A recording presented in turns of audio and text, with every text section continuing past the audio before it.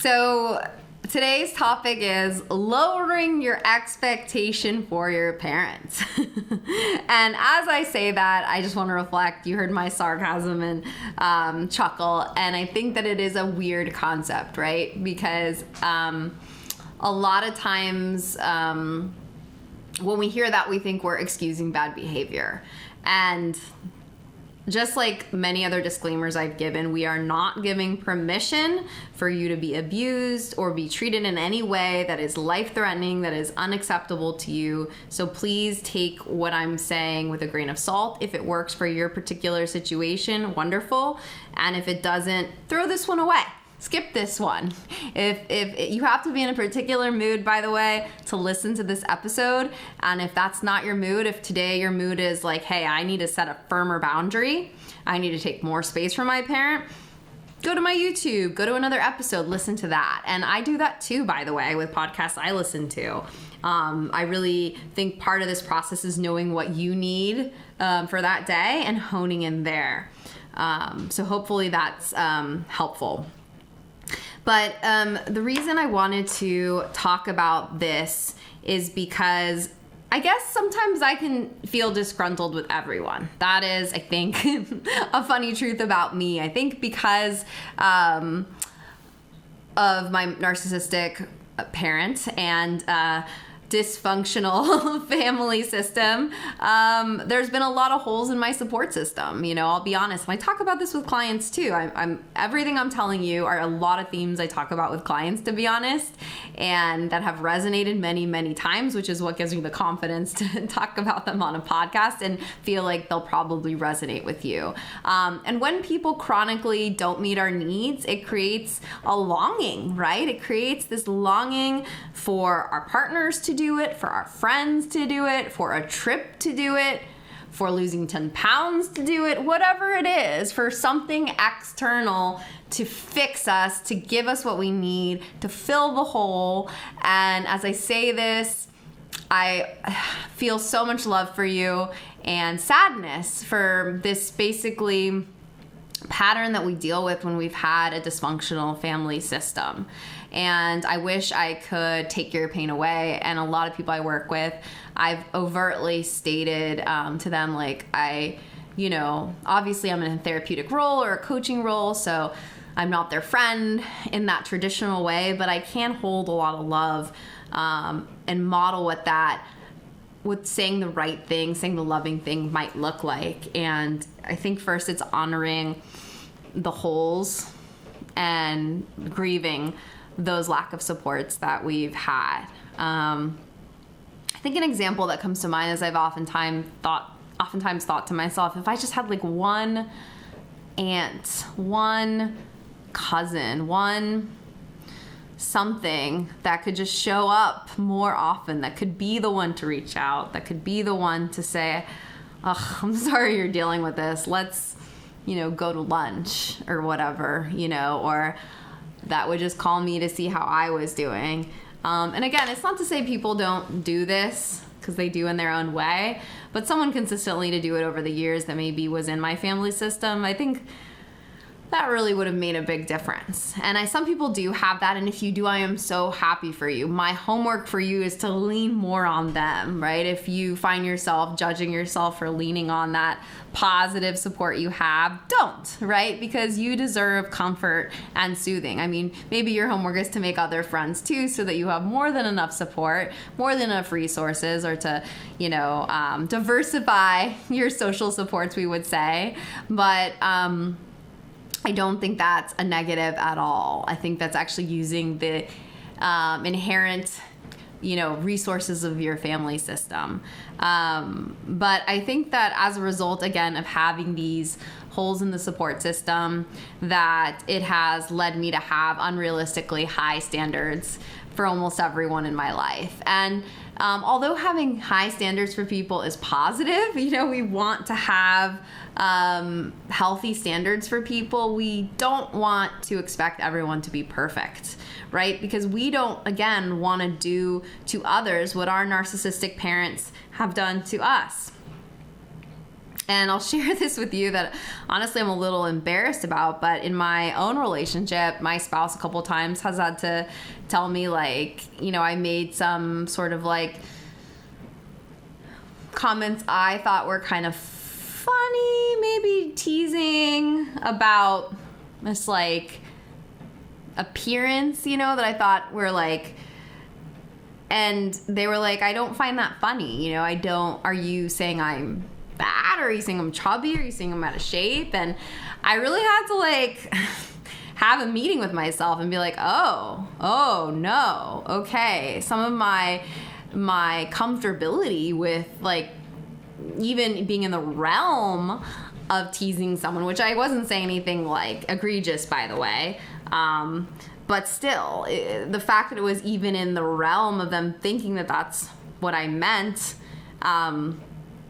really scared me and frightened me, because it's something that I dealt with my own parents about commentary on my appearance. And I think that's why I did it without knowing, because that's just what I saw. You know, if you didn't look X, Y, and Z way, you were just, you know, a prime target for being teased in a way. And so, again, I feel a little bit of shame, I'll admitting this here to you, but I'm saying it to prove the point, which is, you know, how we, a lot of lowering our expectations, maybe not only, and maybe not even for a narcissistic parent. Maybe this theme is more about for other people in your life that you want to work on shifting your expectations for, is just so you can be happier, so you can be in more acceptance of the life you have, right? Because I think a big theme for me has also been like, okay, my parents are the way they are. They're older and they may pass away. And if so, how do I accept what is to some extent so that I'm not in resentment, right? Because that's not a place I want to live in. So I think when we think about lowering our expectations in general, we have to think about compassion for ourselves and for people that have chronically not met our needs at times in childhood where, you know, it was really, really vital that our needs be met. And now as adults, if our needs aren't being met, then how do we take different action steps? How do we reach out more to get our needs met? And if there's not a way to meet our needs immediately, hopping onto a podcast like this, finding professional help, filling the holes with people that are trained to help us through these hard times. That is why we are here ultimately, right? Because we are experts in supporting people in hard times that others wouldn't necessarily know how to support them. So I think like how the lowering my expectations for my narcissistic parents applies specifically for me now is that I've really had to accept, like, due to their age in part, but, you know, I have to like limit the frequency and duration with which I see them. It may be like there was a holiday where I went for dinner. I was feeling pretty triggered about something that had happened a few days prior with them. And in order to not say anything I would regret, I just went to the meal, and then after the meal was over, I said I had to go home. And of course I would have loved in an ideal world to stay and spend more of the holidays with them, but I wasn't in a good place. And so I had to remove myself. And I think that's something that is a way in which we can cope is if we can't change them, you know, we need to remove ourselves from the situation, because to be honest, like if I'm saying and making outbursts at my elderly parents, then I look like the crazy person, right? And that's not how I want to live. And I think that's something I often talk about with my clients. Also, if they say no to things, like this is more a couple years ago when I would kind of try to like get them to go do something with me, or you know, go on a trip or something like that. And my mom said, no, you know, I can't because, you know, I have to stay with your stepdad, which was sort of the story that they always had my whole life, because my mom oftentimes doesn't like to leave him because my stepdad has a drinking problem. So she feels fearful to leave him unattended, which is like, you know, her own codependency stuff, which again, I won't get into, but there was a lot of sadness for me, right? Of like being like, oh, okay, I thought we would have some moments together that didn't happen. And so I've had to lower my expectations. And I think that what I've been good at is honoring my grief around it. And if you're dealing with a situation like this, it's all grief related, and we'll talk more about grief. And as I'm doing a lot of these podcast episodes today, I'm feeling kind of sad, but I think that's okay, right? That's the truth of the matter. And a lot of like, what we say in healing process is like part of it is feeling the actual feeling, not going to drink or eat or whatever to not feel the feeling, but feel the feeling. If it's grief, it's grief. Like let's call the spade, and like we all grieve, right? There's a lot of content out there now about grief, and I think that's because it's a feeling we always feel. We always can feel throughout our lifespan. And then also, like, another example is that I've asked them in the past to not make certain comments. And sometimes even if I ask them and even if they agree to not do them, they still make them.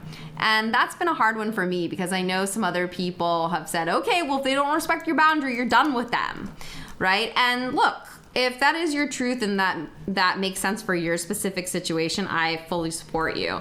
And I think for myself, for now, I'm still okay with having some contact with them, even though they've crossed my boundaries in that way.